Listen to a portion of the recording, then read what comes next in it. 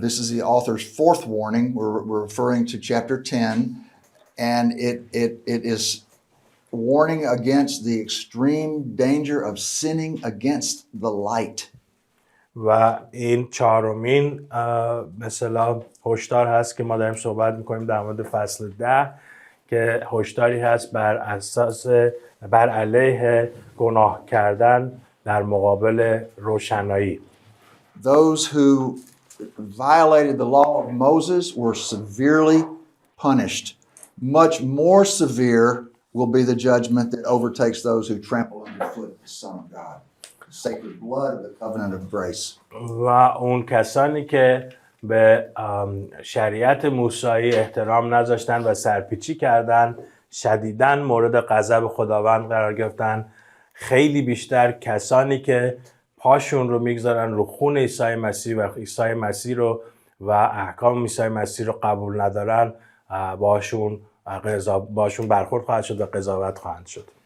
Yet the author urges them to recall the days when they first responded to the message of the gospel, and especially the joyful manner in which they responded to the seizure of their property, not to mention the fact of how they had mutual love and compassion and encouragement for one another.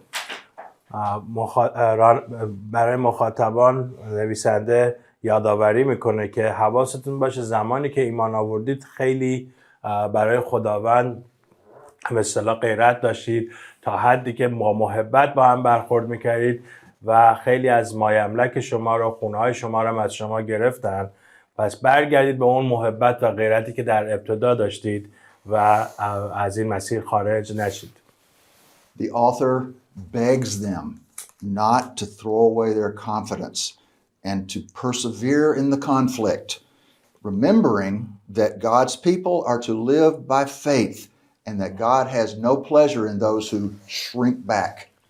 و نویسنده ازشون خواهش میکنه، التماس میکنه که اعتماد خودشون بمونن، به خداوند اعتماد داشته باشن و خداوند کسانی که ایمانشون هی داره آب میره و کوچکتر میشه رو دوست نداره. As we move into chapter 11, he expounds on faith. وقتی میرسیم به فصل 11 در مورد ایمان بیشتر توضیح میده. Faith which overcomes every obstacle and triumphs during the darkest situations and even in the hour of death has always been the glory of all true men and women of God. ایمانی که خودشو همیشه نشون میده و مخصوصا زمانی که نزدیک به سایه موت میشی یا شرایط سخت داری، اون ایمان همیشه تو طول زمان برای خداوند جلال رو برمغان آورده. To illustrate this, there follows a long list of in praise of those who displayed this kind of courageous faith and unquenchable hope even in the face of death. و برای اینکه این رو توضیح بده یک فهرستی از ایماندارانی رو نویسنده می نویسه که این ایمانداران دارای یک امیدی بودن که این امید رو به هیچ عنوان نمیشد ازشون بگیری حتی زمانی که با مرگ و سختی روبرو می شدن. This list includes people all the way from Abel up to the Maccabean resistance. Do they have any idea about who the Maccabees were? I don't think so. Well, you don't have to say that then. You could just say all the way up to the current day. این ایمان از هابیل شروع میشه تا میرسیم به همین زمان معاصر الان که چطوری این ایمان رو داشتن مردم. It includes patriarchs, prophets, pilgrims, martyrs, persons both well-known and persons that nobody's ever heard of. و صحبت میکنه از ابراهیم، پاتریارخا، نبیان، کسانی که معروف بودن، کسانی که معروف نبودن، از همهشون صحبت میکنه که ایمانش با ایمان اونا تونستن برن جلو. And then he uses that wonderful phrase, of whom the world was not worthy. و بعد از این به اصطلاح عبارت فوق‌العاده استفاده میکنه، اونهایی که دنیا لیاقتشون رو نداشت. Their gaze was fixed not on the earthly shadows, but on the heavenly reality. اونها چشمانشون رو دوخته بودن نه به چیزهای به اصطلاح کم عمق و بیهوده، بلکه بر حقایق آسمانی. These are our brothers and sisters whom we join now in running the race of faith. و حالا اینها برادرها و خواهرایی هستن که ما هم بهشون ملحق شدیم در این پیست به اصطلاح ایمان یا به اصطلاح عرصه ایمان. So he encourages his readers to run the Christian race with dedication, concentrating their attention not on their fellow contestants, not on other Christians, but looking only to Jesus, who alone is the perfecter of our faith, the author and perfecter of our faith. از نویسنده از مخاطبان میخوادش که چشماشون رو بدوزن به زندگی مسیحی و اجازه ندن که مسائل دنیوی اونها رو حواسشون رو پرت بکنه و نگاه بکنن به مثالهایی که وجود داریم.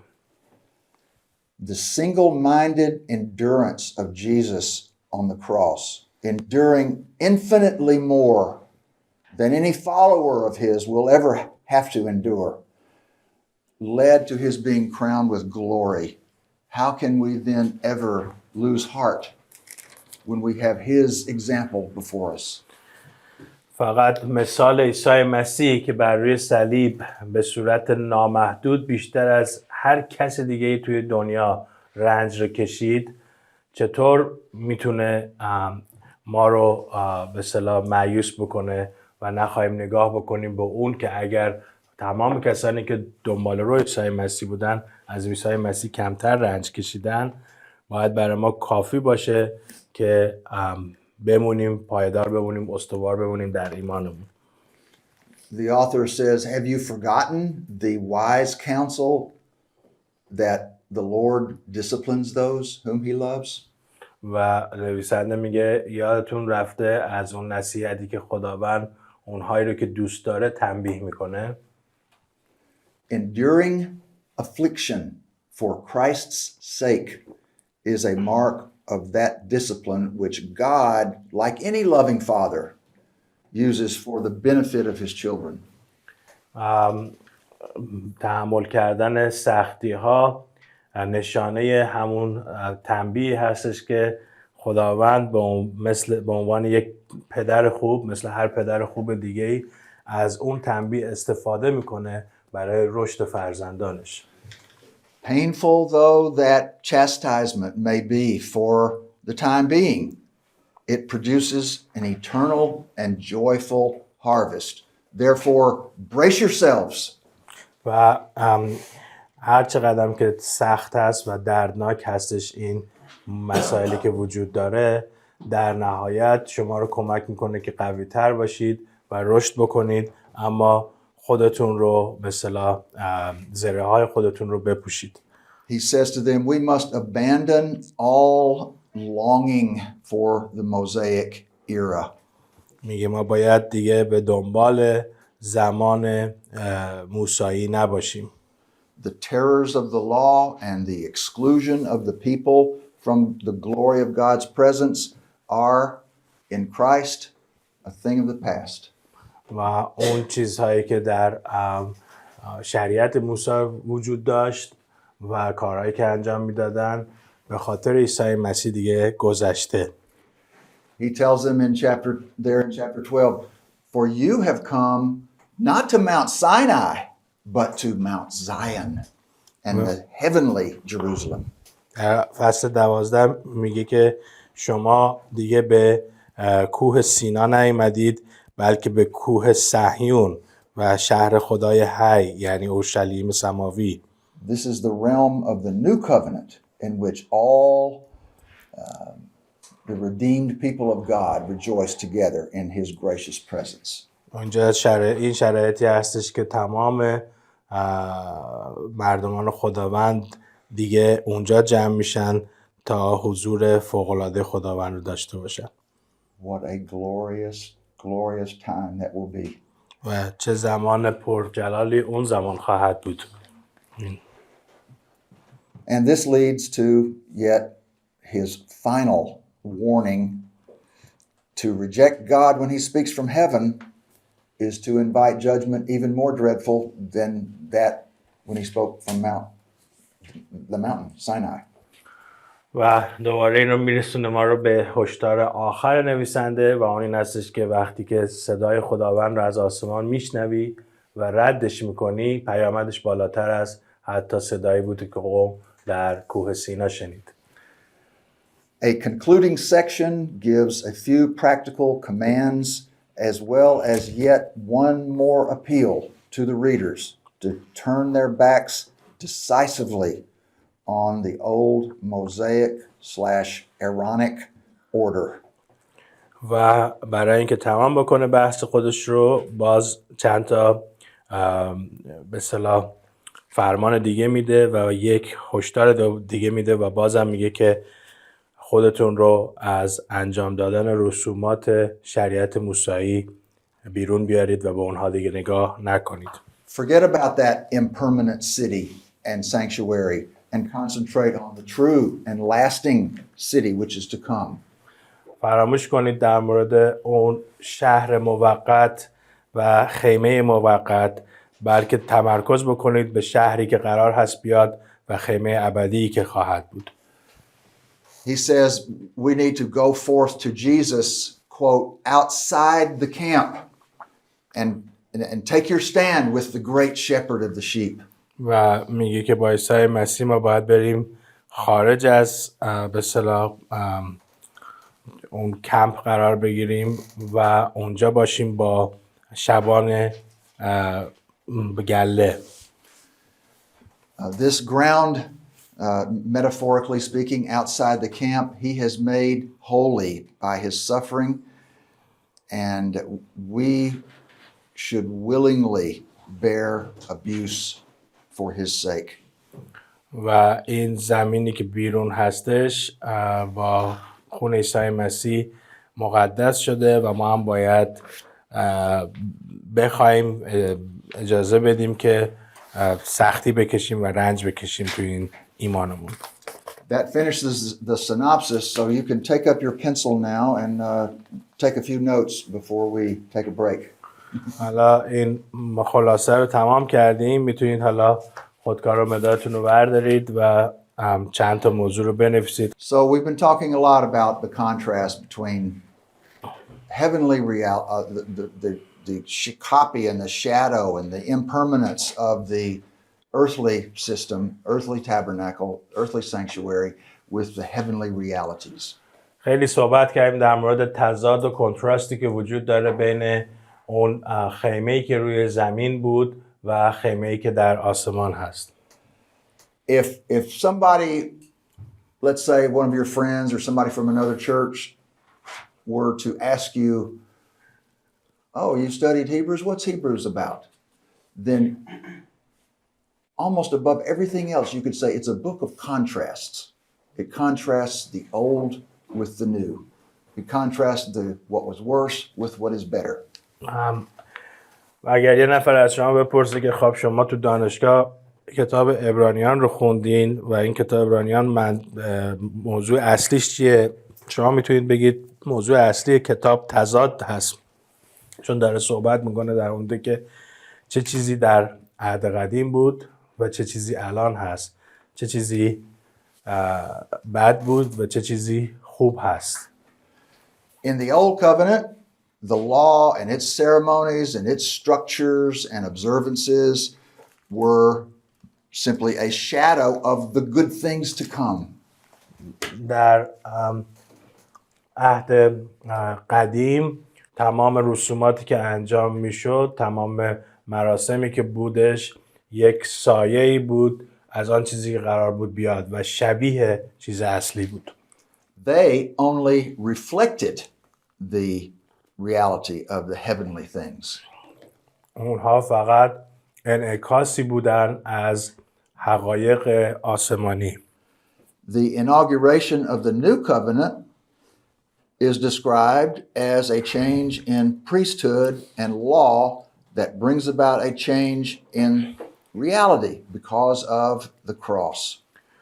و به انجام رسیدن عهد جدید یک تغییر بزرگی رو به وجود آورد، هم در شریعت و اینکه هم این عهد جدید از طریق صلیب به انجام رسید. The heavenly reality not only intrudes into history, but Christians are participating in this new reality because the good things that have come through Christ, his death, resurrection, ascension. بعد از اینکه این عهد جدید بسته میشه، این حقایقی که به وجود میاد از طریق این عهد جدید جزوی از تاریخ بشر میشه و نه تنها جزوی از تاریخ بشر میشه، بلکه مسیحی ها هستن، ایماندارای واقعی هستن که از این حقیقت میتونن استفاده بکنن و جزوی از این واقعیت جدید تاریخ بشر میشن. Christians live in a semi-heavenly or a semi-eschatological age. مسیحی‌ها در یک دنیای نیمه آسمانی زندگی میکنن، یعنی توی دنیای زندگی میکنن که الان یک اتفاقاتی داره میفته ولی در آینده هم میدونن که چه اتفاقی براشون خواهد افتاد. Of course, in the Old Covenant, with its laws and rules and regulations, the people could not fully participate in heavenly things. Just couldn't.